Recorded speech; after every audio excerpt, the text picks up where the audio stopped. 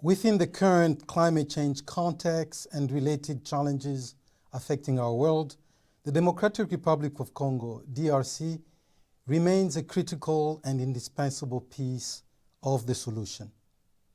It is home to the Congo Basin. Its mineral endowment is both central to industry, including informational technology, and essential for electronic vehicle technology. Accordingly, DRC has struggled to carve out an appropriate role in combating climate change while protecting its vast rainforests, as well as the country seeks to benefit from its mineral resources. However, today, as the DRC prepares for the general election in December, the country grapples with significant obstacles affecting security, regional development, and climate change. These multifaceted challenges include electoral insecurity, armed conflict in the eastern provinces, tense relations with Rwanda, and economic instability. Good afternoon and welcome to the Center for Strategic and International Studies.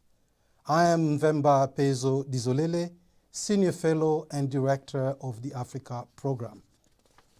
It is my pleasure to host the Honorable Patrick Muyaya Katembwe, DRC Minister of Communication and Media and Government Spokesperson, for a discussion on politics and security in Congo. Good afternoon, Mr. Minister, and welcome to CSIS. Good afternoon to you, and thank you to host me. Welcome. To our audience at home, we thank you for joining us.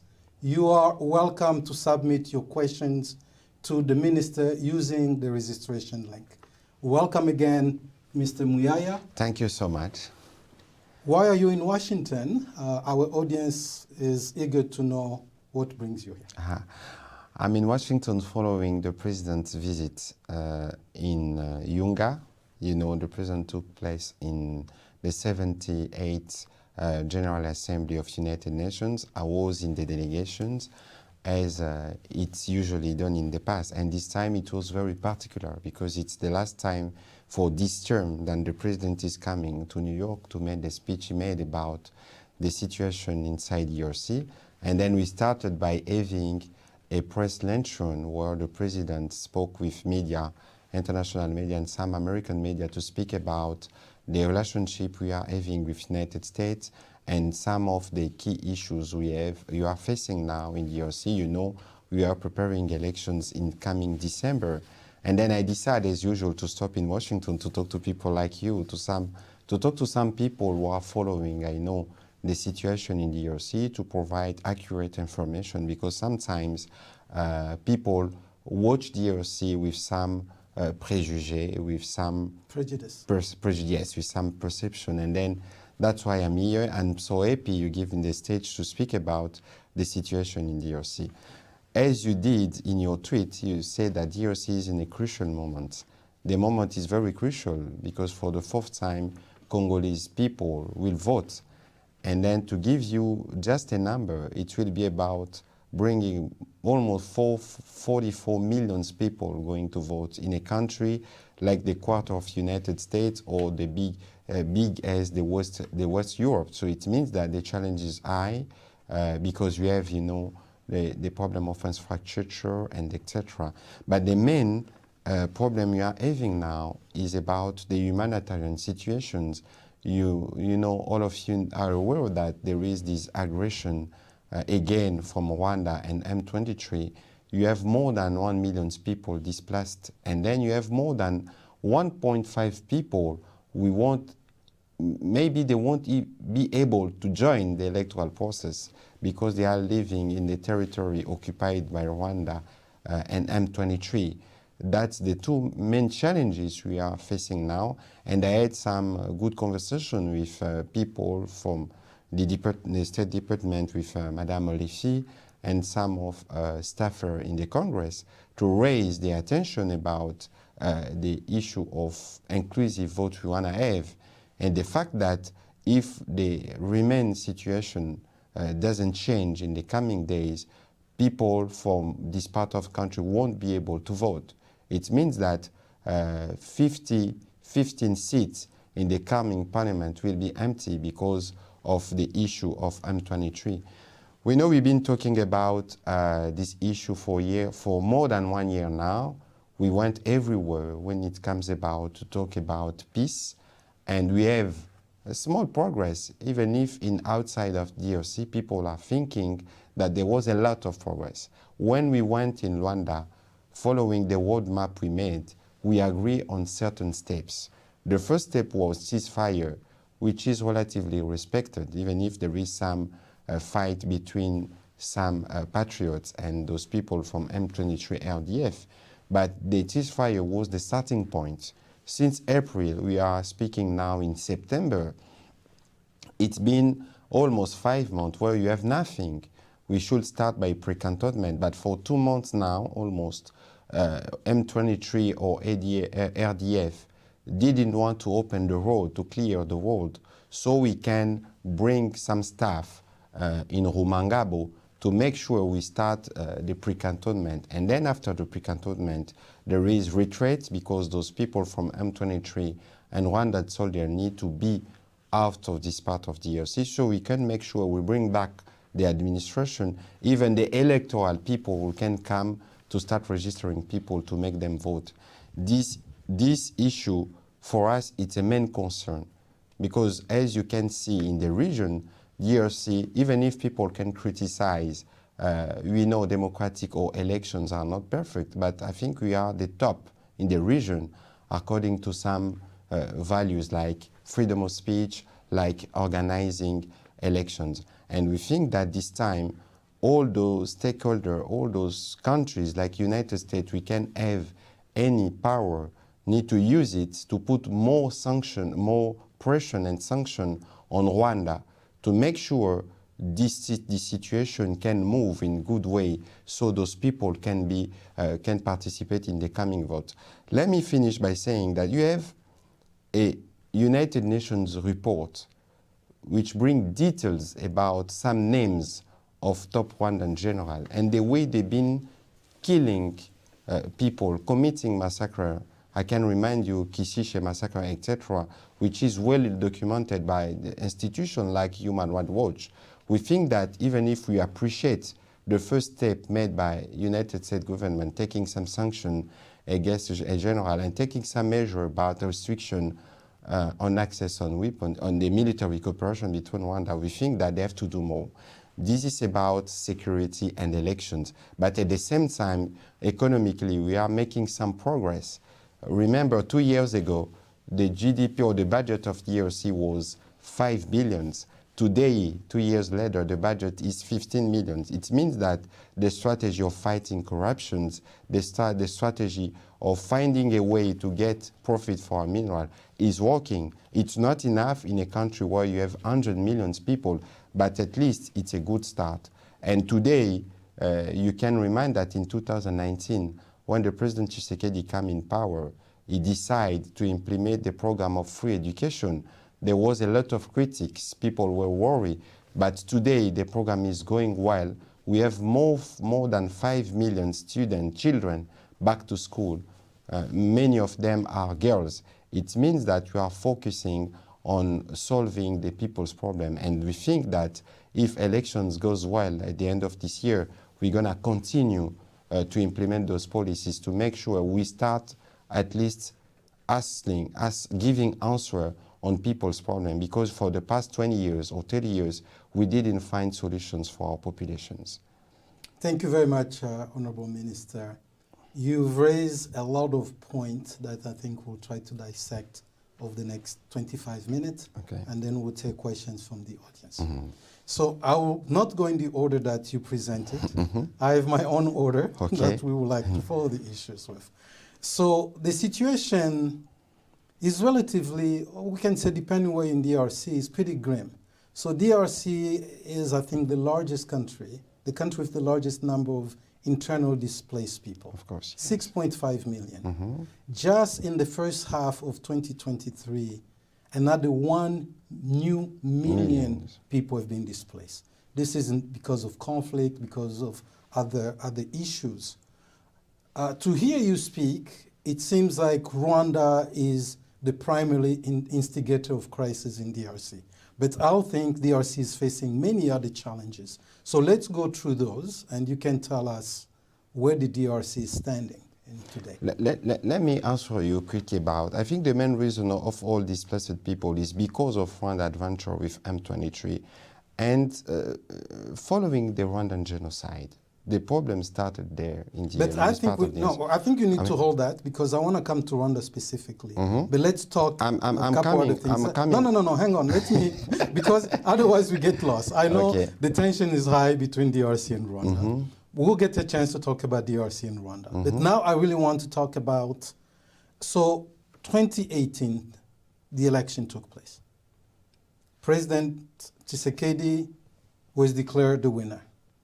We know that they've been challenged. People, to date, some people in your country, in the DRC, have not accepted that victory. So that issue of legitimacy has continued to haunt or to be a specter behind President Tshisekedi's, Felix Tshisekedi presidency.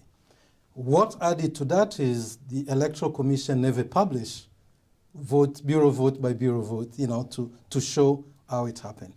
So just a few days ago, a new fire was set because the president spoke at a press conference and asserted that he had won legitimately and so on. And the former president of the Electoral Commission, Corneille Nangaa, issued his own declaration using social media, saying that there was actually a deal between the former president, President Joseph Kabila, and President Tshisekedi. And then we fast forward today, it's 2023. There are challenges. The war, of course, the conflict with Rwanda is one, Uganda, ADF, and so on. The DRC is home to, according to some data, 220 plus. So today I'm asking you, what is the status of the electoral process? No, please. Following your first question, you've been asking me to understand the ongoing situation in the East. And I started by answering you to provide the context. Yes. Because you asked about, you say the program is not just Rwandan. You say there is displaced people, and there is different armed group working or doing those bad things in this part of DRC. I was providing you answer, but it's always good for people to understand the whole context, the way those things started. Okay, and but focus on the electoral process, and then we can go to... No, you prefer to start by electoral process. Correct. So let me tell you because this. I don't think today what is the most, it's not the past. I was talking with some American friends, and I was laughing with them because I was telling them that for the fourth time, we have to work on those elections, and we are relatively young. Comparing to United States, we've been working on elections for more than 200 years. One of them was laughing by saying, if you want to speak about bad elections, you have to speak about American elections. And then we've been laughing on this example. It means that for each country, election is always a challenge. And I think for a country like DRC, which have a complex situation, remember what I was telling you before. We have this Rwandan genocide in 1994, and then all the consequences come in DRC. Mobutu was killed. I know you are writing a book about Mobutu. Kabila's father was killed. The country was divided, and then there was those discussion in Sun City, and then the country was reunited, and then we start having for the first time the election in 2006. But if you have to make any comparison between the election in 2006, in 2011, in 2018, in 2023, you have tensions. And I think in each country in the world, when elections come, it raises passions because politicians are working about the way they're going to shape their future. In 2006, the tension was very high. And you remember military from Kabila's and Bemba made war inside the capital in Kinshasa, inside Gombe, which is one of the most safest places. After the election. And then, but there was tension. In that moment, I was journalist. I was expecting to have a debate between both candidates, President Kabila and Vice President Bemba, but none of them came up because of security issues. There was a lot of tension in that moment. And the Tshisekedi's father at that moment decide to not join the process. And then you have election in 2011 where international community wasn't like, didn't work with the electoral commission because there was suspicion. They said the election must be postponed, but at least we had this election in 2011. It was sanctioned. And the last elections the tension was very high because it was the first time in Congolese history that a president should leave. We have 2 years of glissement, as we've been calling it in French. It means that we must hold the elections on December 2016. We had it in 2018. The issue was very complex because for the first time, there was a transitional, peaceful transitional of power. And it was, for the first time, a civilian was taking the power because the President Kabila, him or his father, even if the President Kabila was elected, he came with the military. It was a transitional period. And then there was this discussion about the vote, about the result, etc. And today, I don't think we should focus on that because we need to take lesson from that. When you choose to make democracy, it's not perfect, but at least we have started. We have started. And for 2023, we should make sure we get lesson for the previous elections and to make sure we are doing things differently in order Congolese people can vote and they can see their vote, the result of their vote. That's why you are working with Electoral Commission. So my question specifically is on that point. Given what happened in 2018, the first democratic election that you're referring to is 2006. That's 17 years ago. So if he was a human being, that would be a teenager who's almost achieving adulthood. Of course, right? Yes. He's going to achieving majority. Of course, yes. So in DRC, what we see is a lot of money get disbursed. The first election was almost $1 billion, and so on and so on. So today, you just addressed some of the challenge. You said they were challenged in 2006, in 2011, in 2018. So the question is, what is being done today to ensure that in about 3 months, December is around the corner. Everything is done. So we hear complaint about the quality of registration, enrollment. We hear question about the database. We hear question about the quality of the card. Are you ready? The DRC, is the DRC ready to have election in 2023? I think we are ready to have elections on December 23. But here, listen, I cannot answer technically on what Electoral Commission is doing. Because Electoral Commission is independent, and inside Electoral Commission, you have all different political tendencies inside it. That's the first point. The second point, we as government, what we have to do is to make sure we are providing money for the Electoral Commissions. We are providing security. That's why we are speaking about the country like United States to see the way we can work hardly to stop what is going on in the East so those people, those millions of people can get access to vote and register. I know the people, some raised some issue about the quality of the card, about certain questions. I think CENI is now working with different stakeholders. Let me give you an example. In the past month, there was a big issue of confidence between opposition leader and the Electoral Commission. There is today a kind of division inside churches because Catholic churches doesn't want to sit again with all these different churches because they wanted to have the head of Electoral Commission and they didn't succeed and decided to break up with all of them. And if you have to listen while Catholics, it's rare to hear them saying good things about electoral process. You won't tell me that everything Mr. Kadima and his team is doing are bad. So there is things good which was done, but as you have this polemic, as we usually have in DRC, it brings some trouble. It means that today, Electoral Commission is talking with Martin Fayulu, is talking with Muzito, is talking with Matata to make sure their voices are heard. And if they are worried, CENI is trying to give them answers. And I think there is Mr. Kadima did some town hall with different stakeholders in what we call in French cadre de concertation, where he is providing on daily basis information about elections. That's the way you build confidence between inside with stakeholders. Okay. And we hope they continue to do. We as government, what we have done differently, because you said that election in 2006 cost billions. The coming elections in 2028 will be very different, because this time, after the election, we did what we call in French, even in English, mutualizations.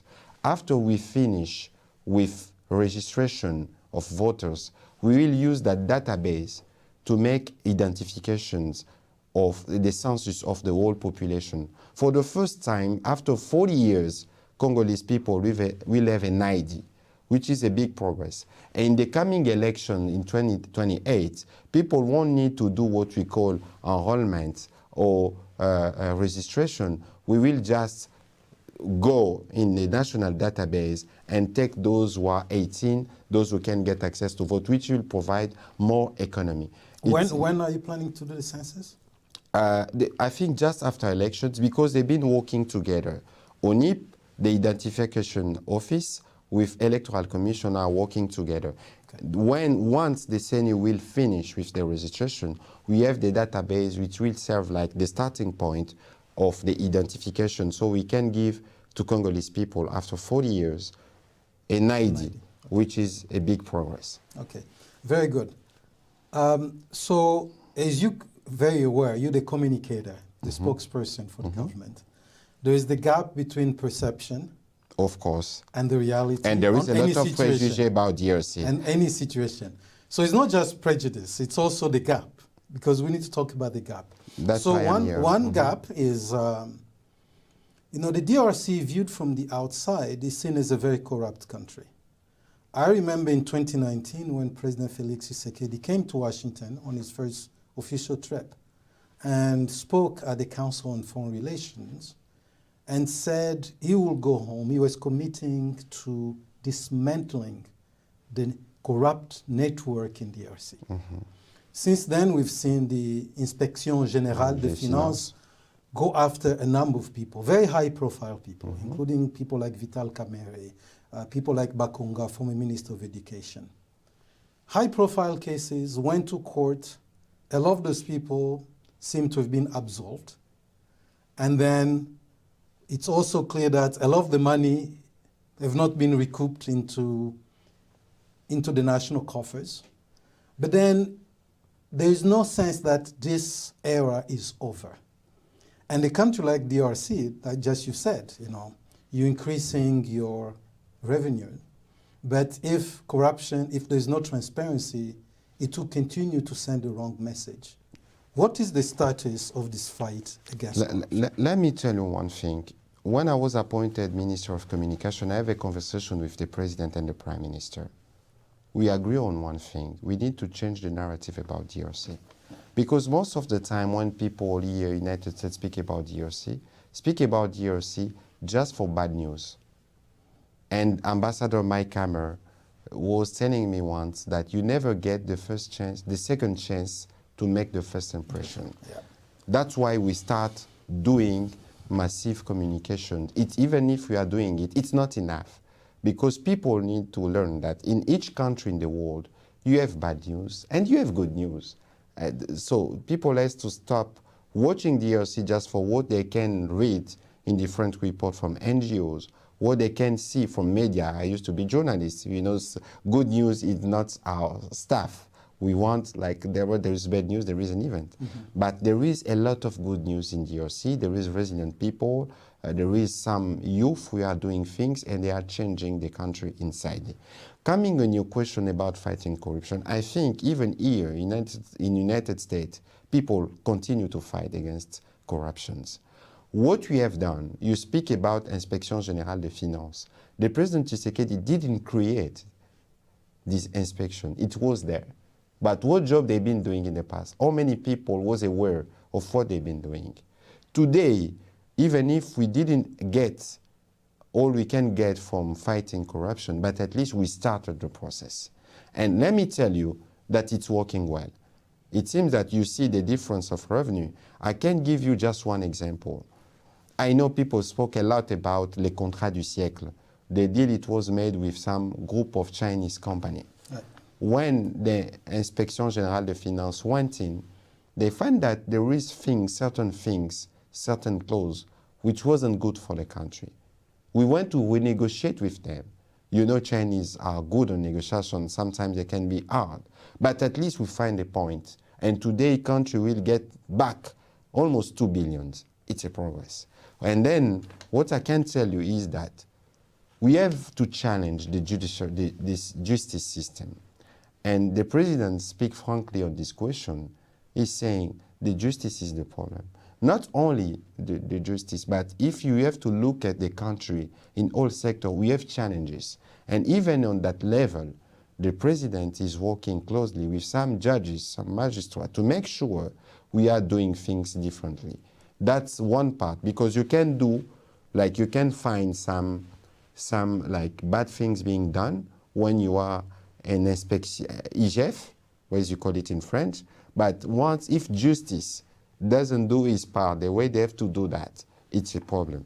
But all those things are challenges, and we are working, and I think in the coming years, things will be different because the president has the determination, and we all are working with him. We have the same determination to do things differently. So people from the Western country will see that like in any country, DRC is facing the issue of corruption. Let me say one last thing on that. When you've been presenting DRC, you say there is a lot of resources, mineral resources, etc. Most of the American company or people from US are watching DRC or Africa with the American standards. And yesterday I was having a meeting in Congress, and one friend told me, we don't need to democratize Africa. We need to Africanize democracy. It means that when you an American, you are going to work in DRC, don't expect to see American standard. The American standard you are having today is the result of 100 years, 200 years of fight.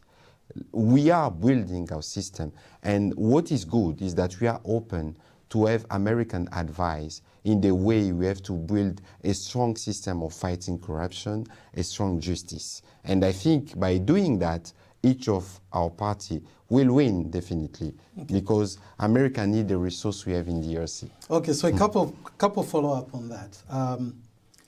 There's a narrative, then there's the reality. Narrative work better when the reality and the fact go together. Of course. So if there is an anti-corruption campaign in DRC and people are being accused, we understand people are innocent until proven guilty.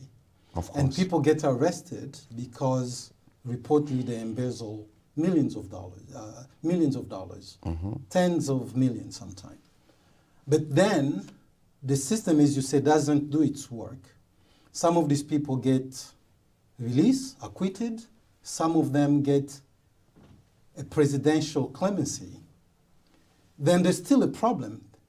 The population of DRC is struggling to wonder, where is the justice? Where is the end goal of this fighting for campaign? And then two, on the standard, I don't think in Washington or anywhere else in the world, we want to have double standards. We cannot have standards for Africans and standards for the West or for Washington. I think what we need is global standards. That's what it is. I agree. So not one for Africa, not one for Congo, and one for Washington. Let me So tell. No, we can agree on that. Please let me challenge you on that. I cannot agree with you because of what?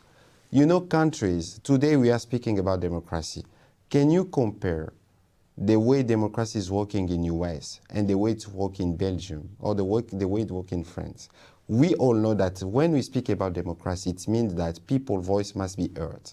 And then each country has its own system. Right. Even in judiciary, you see here in the United States, fighting, when we've been speaking about El Dorado in 80s or 70s, I don't know what was the judiciary system or the fighting corruption at that moment.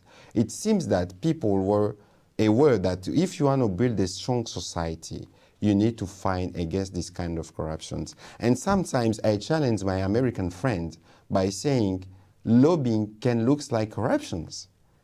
You use people, even if it's clear, it's transparent. But some of people can say those people, even if their activity is transparent, they go to influence some lawmakers. You see, it seems that we can have all one objective, but to get there, each country comes with its context, with its culture, with its challenge. I do agree. That is the adjustment to the reality on the ground. Of course. Democracy is democracy is democracy. It's clear that democracy in the US looks slightly different, the process, than in the UK, then in Spain, then in Norway. But there is a baseline. There's a baseline, of course. and that's what I'm saying. People and that means it's the same standard. In other words, freedom of the press is freedom of the press. Of course, yes. Freedom of assembly is freedom of assembly. Of course. So that's what I'm saying. We have globally accepted standards. It's like if we're doing accounting. But implementing those standards takes time. Let me give you an example. We've been speaking about election in DRC. General elections, just, you say we are teenager, okay? And if almost adults. Yes, 17 years. Almost adult, okay. Yes. But if you have to compare with someone who has 200 years, what will you say? Will you compare an adult and a grandfather or big grandfather? I don't know how to call it. It seems like, and that's the point I agree with you, all those standards is a permanent challenge for each country. We know what will be, what we need to have as a model. If we want to develop our country, we should fight against corruptions. And fighting against corruption means that you need to have a strong judiciary system. You need to have a strong police. You need to have all those things working at the same time for the same objective. Correct. And then that's why I agree with you, we are working on that. In United States, they have time to deal with that. In Africa, in DRC, we are dealing with that. And I hope that maybe in a year, because today things can move quickly. Maybe in a year or in 2 years, it depends how strong we will be in implementing reform. We can have at least the same system than in US, or making work the system. Okay, well, we hope that if somebody steals money, that's considered a crime, and that they get arrested. Of course, it doesn't matter if you're in America or if you're in Congo. He has to go to jail. Okay, that's all we have to agree We on. agree on that. So justice is justice. We cannot steal money in one sense, say, because we're young, and another thing. No. Okay, so the other issue then, we're going to get to Rwanda. I know you're waiting to get to Rwanda. I'm not, no. What I'm waiting here is to speak about the future of DRC, the challenge of climate, and the way DRC can play its key role in developing Africa. Absolutely. So before we get to there, there's an issue with freedom of the press. I'm sure you've been listening to all the, you've seen the clips about one journalist named Stanis Bushakera. Of course. I know, Committee for Protect Journalists and so on, everybody's decrying this arrest.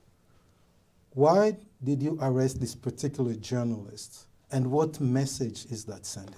I'm not sure your question is accurate. Okay. When you are saying, why did you arrest, who arrested him? Not you, you're the spokesperson. But no, DRC, it's not, DRC, no, please, DRC, it's not the government. I'm the spokesperson of the government. DRC so government. It's not but I'm not, I don't speak on behalf of justice. Okay, great. Things must be Fair clear. Enough. Fair enough. But let me ask you a question. Let me rephrase the question. Okay. What is the status of freedom of the press in DRC? Why it's quite common for journalists to You have said something very interesting today, previously. You said changing the narrative works well if there is things people can see. What you can see today about freedom of expression, I'm talking to you, you know, I used to be a journalist. And being journalist is my best job. Because when you are a journalist, you have the right to criticize. And when people want to criticize you, they may be caught like violating the freedom of expression. We have this kind of immunity. And if you have to look at, in the past 4 years, you will see in the classification of Reporters Without Borders that DRC gained 30th place in the classification. Because of what? What did we do? With the President Tshisekedi, in each day of media, the President Tshisekedi came to be with the journalists. And he made speech saying that he works to promote freedom of expression. And now in DRC, since the last April, we have a new law. After 27 years, this law is more protective for journalists. I know what I'm talking about because I used to be a journalist myself, and I know what journalism means to democracy. This must be said, this must be known. And then to coming in the case of Stani, it's a very sad case because I know him very well for years. He's like a young brother for me. And I appreciate what he do as job, being journalist. And then I have to bring you back in the context. Remember in July 13, one of my colleagues, Cherubin Okende, was found dead. It's like here in the United States, a congressman is dead. So people were under shock. He was killed, to be specific. No, Right? he was found dead. I can't say he was killed, Well, he had but bullets, let's he had see. bullet on his Well, body. yes, but let's see what the investigation will say at the end of the inquiries.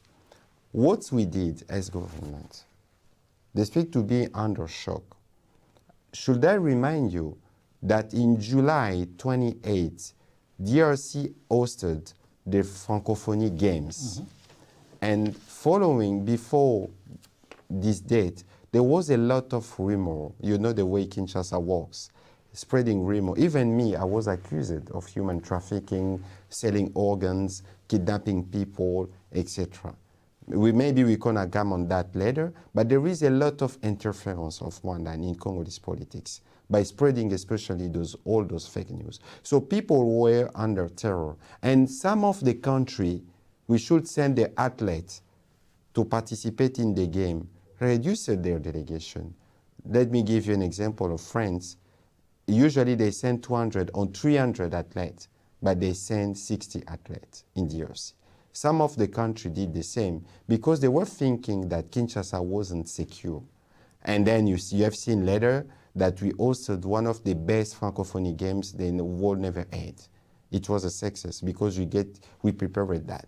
And then it was in that moment that the Cherubin Okende was killed. What we as government, we decide to do is to make an international commission to make sure not only our own experts, because they can have people can raise some questions, Congolese, we won't trust you, etc. What we have done with the Prime Minister, he organized a meeting with all the security services and saying we all will call for international experts to come to work with us in bringing the truth about the killing of Cherubin. Okay. And for Stani? And then, no, I'm coming there because what I'm saying, it's very important to understand. And then we call a United Embassy to see if they can send us an FBI agent. It wasn't available. We did the same with France, we did the same with Belgium, and then we had a big commission with international experts who are doing the investigation. And we hope that in the coming days we will know all the truth of what happened. So coming about the Stani's questions, you have on August 1st a paper or an article from Jeune Afrique and RFI at the same times. They are referring to a fake report saying who killed, in which condition my colleague Cherubin was killed. What I have done, Mr. Christophe Wabouvier, I'm naming him because he called me, requesting an interview. This is a journalist. This is a journalist, the director at RFI. He called me, requesting an interview with the President Tshisekedi here in New York. And then I took the time to ask him, Mr. Wabouvier, you publish a report saying that Cherubin, referring a report from ANR, saying that Cherubin was killed in that condition, Why you didn't call me? Or did you call any official in Congolese government or in Congolese organizations to check the authenticity of the report? Did you do that? He said, Mr. Minister, we didn't do, I'm sorry. Okay, I'm a journalist, I know.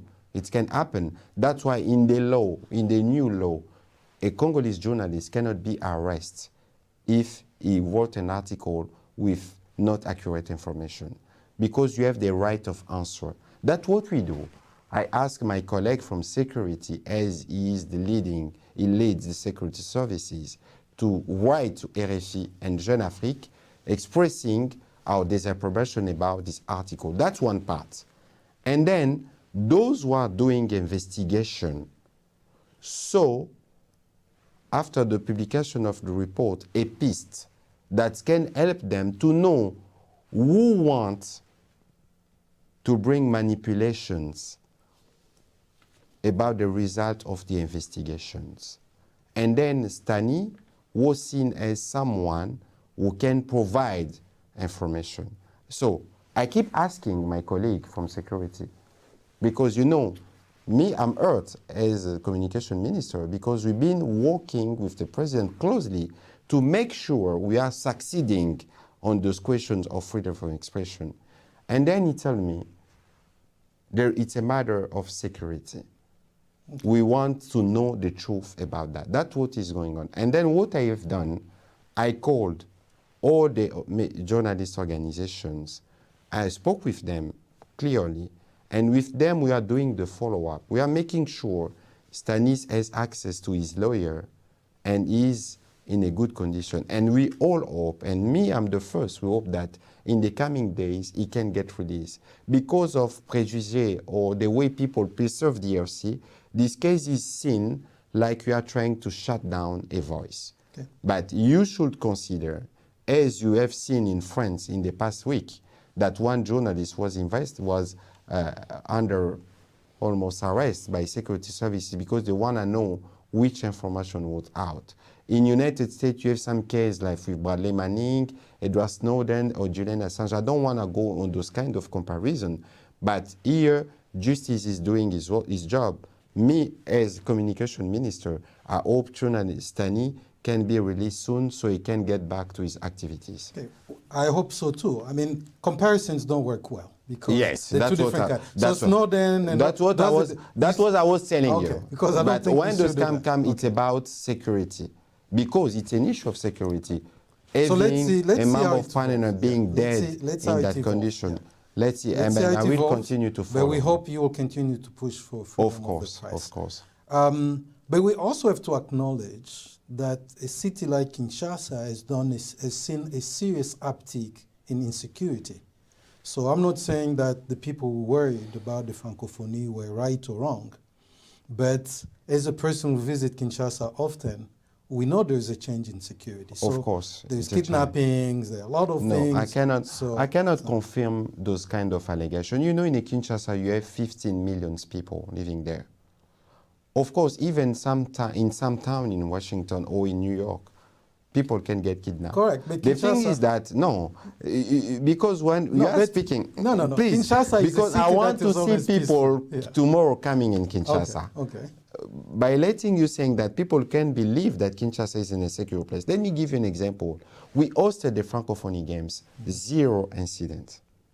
0 incident. I'm not saying that there is no criminality in Kinshasa, but when there is criminality, as state, we give answers on that. I hope so, but people who come from the Francophonie get serious attention. They obviously frequent one part of Kinshasa. As you say, this is a city of what, more than 10 million people? Yes. Yeah. So they're not going to the regular neighborhoods. They're staying in a very specific Let me give you an example. Most of our Western diplomats, you know me, I'm elected from Funa in Kinshasa. Yeah. You have one place, they call it La Crèche. Most of Western people, when they come in Kinshasa, they don't stay in Gombe, which is a rich neighborhood.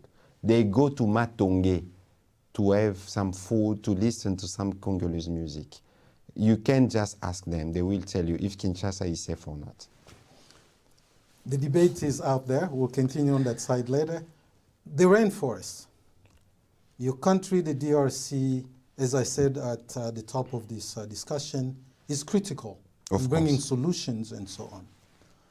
At the same time, you have these resources that you need to use to benefit your country. Of course.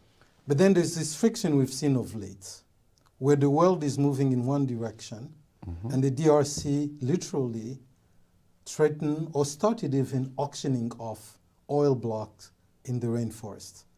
No. So what's No, the I think DRC government doing? one thing must be clear here, that none of the country in the world can come and say, DRC, you guys, you don't need to use what you have as mineral resources to develop your country. The world is destroyed today because of activities of certain countries. Why they did those activities? Because they want to develop.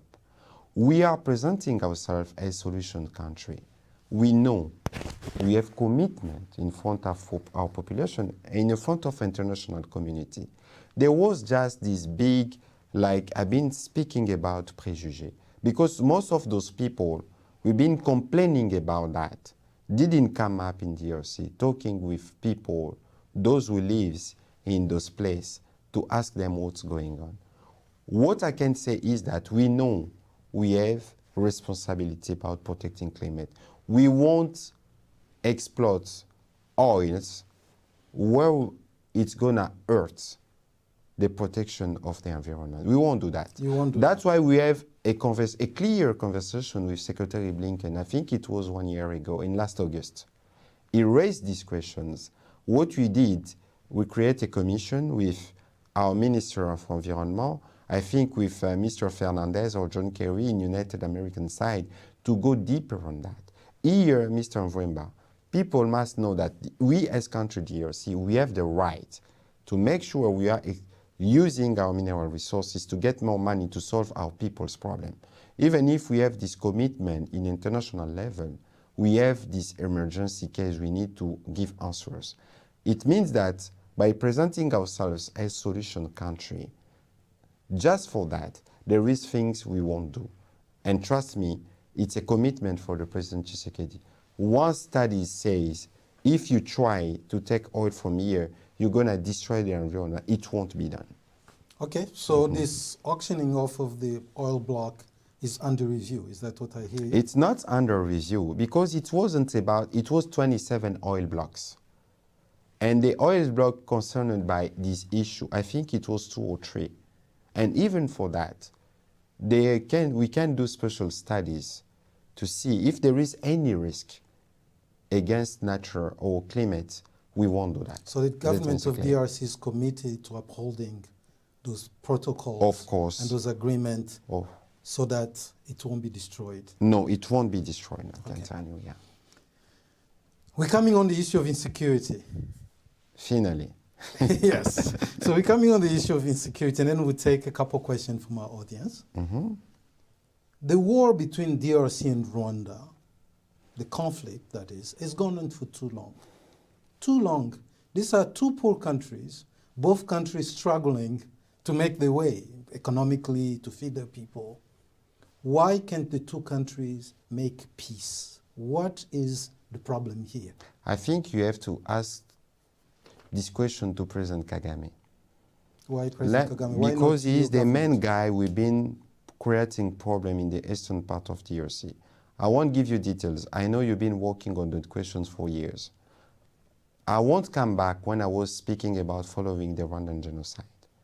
You know, the Rwandan genocide was a very sad event, and the world, the entire world, was very hurt by what was made by Rwandan against Rwandan. We as country, by the request of the international community, we opened our borders to receive those people from Rwanda. Because today, let me tell you, I'm speaking to you frankly, Rwandans and Congolese live together. Even if when politicians are fighting, when you go to Gisenyi now or in Goma, you will see people crossing the borders. They don't even know what is going on between politicians. And we as government, we need to make sure we provide security for the people, for the 2 countries, because the 2 countries are like sisters. And the problem we are having today is not with Rwandan people. The problem is with President Kagame. Let me tell you this. When the President Tshisekedi came in power, he chose to rebuild the relationship with Rwanda and Uganda, etc. It wasn't an easy choice. President Kagame came in Kinshasa twice. He came in Goma once. I was there. because of the earthquake, the nature said that you, both countries, you are made to stay together. And we cannot separate both countries. And then when the President Tshisekedi was there, I was among the delegation, he discussed the issue of President Kagame, economic issue, to see the way we can start doing business in transparent way. And then we did the same with Uganda. The President Tshisekedi went in Uganda and President Museveni came in DRC. And then the problem started.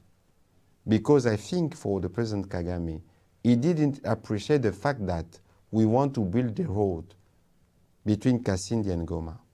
It was a problem for him, economically, in Uganda. Okay. It was a problem for him. That's one question. The second question is that people speak about economy in Rwanda, etc. Rwanda produced coltan. Do you find coltan inside the soil of Rwanda? No. Rwanda produced gold. Where they get those gold or coltan? It comes from DRC. It comes from DRC in which way? By doing bad things, by using proxies, by killing people. So it means that for the President Kagame, for the past 25 years, he's been doing the same. And then he get money to build this country. Now the President Tshisekedi wanted him to work in transparent way. He refused. He chose to recreate process and then bring back those bad things. Let me just give you one example about gold. Last year, DRC produced 48 kilograms of gold. Now, by working with Emirati, with Primera, we are in September, we have more than 3,000 kilograms of gold. One of Belgian citizen, Alain Goz, is under sanction of United States because this guy made refinery in country where they don't have gold in their soil. You see, this issue of this conflict is economic. So, and then President Kagame keep using the pretext of FDLR. The FDLR are Rwandan first, but those people kill Congolese people. They don't kill Rwandan because they're doing bad thing in DRC. And we've been fighting them. It's clear. There is a report, a white paper we made, explaining how many times we've been fighting them with Rwandan or with ourselves. It means that today, if we want to solve the issue in the eastern of part of DRC, President Kagame should reconsider his position and trying to find another way to make his economy work than continue to loot in the side years. But I think there's a fundamental problem here. The problem, you keep on talking about President Kagame and President Tshisekedi. Mm-hmm. I think in all the successful instances we've seen of peacemaking, where countries that were at war came to make peace, it's institutional peace. Peace is not between two individuals. They may be the leaders. It's not about them. You know, when Israel and Egypt make peace, it's the countries that make peace.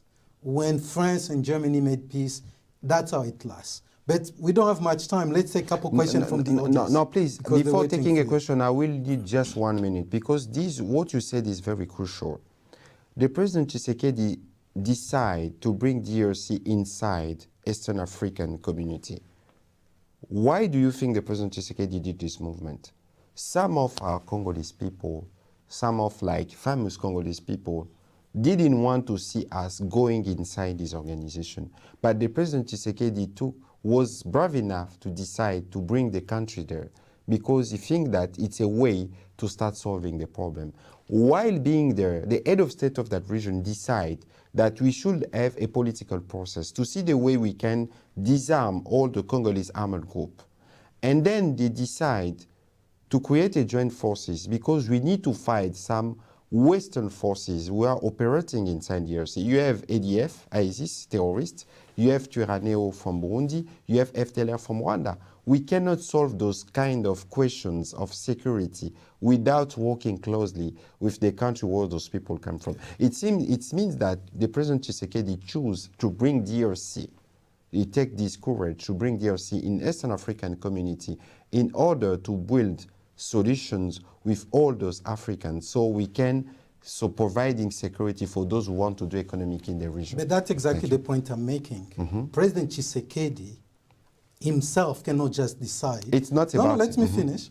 The DRC In other countries, you have a referendum.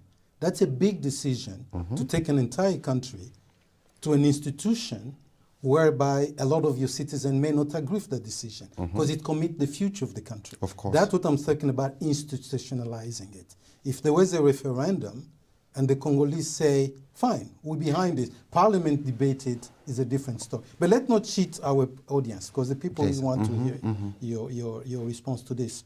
So Espoir says, what is the biggest challenge in the way to achieving some of the campaign promises that were not delivered? How is the government taking the way to do this to close that gap? So that's one question for you. We only have about 2 minutes, so if you can go straight to the point. And then the other one says, from Chang, although the DRC is a major producer of critical minerals, its lack of a major port inconveniences logistics, and there's been a bottleneck in the mining and refining industry of several important minerals. How will the DRC overcome these challenges? 1 minute. Oh, no, it's simple. Yeah. When you are doing a campaign, you make promise to people. Once you get the power, you get the tools, and then you see what you have in your hands and which promises you can realize, you can bring to reality. There is a distance. But what I have heard, when the President Tshisekedi made some promise while being candidate, when he get the power, the main promises he did was free educations. And today is done. At least we start the process. Because in DRC, for the past 20 years, we didn't provide sustainable solution for our population. At least now, as I'm saying with the President Tshisekedi, we put some foundations. I think even tomorrow, if you become the president of DRC, just an example, I don't think you will say we stop with the free education program. It seems that there is some basis. Exactly as we did with the loi de programmation, as we call it in French, for the army, like couverture santé universelle, the program for. And what we are doing the most is the program of 145 territory to make sure we are starting development in the base. In the second question about people keep asking those questions. I won't come back in the past in the context of with the mining code, etc., made by World Bank, with those 1,000 exoneration given to different companies. What we are doing now with the President Tshisekedi is just to make sure what is produced in the DRC gets values before leaving the DRC. There is challenge of electricity, there is challenge of infrastructure. We are all aware of that, and we are working to provide the minimum those companies need so we can make sure we retain some money from the mining sector.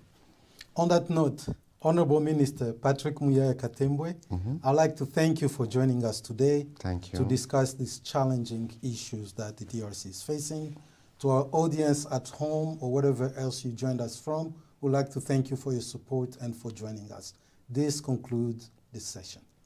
Thank you so much to you, and thank you so much for those who've been watching, and I hope next time we may come back again and again to speak more about what is going on in DRC, which is one of the most important countries in the world according to climate change, to green technologies, and at the top of everything, the people of DRC.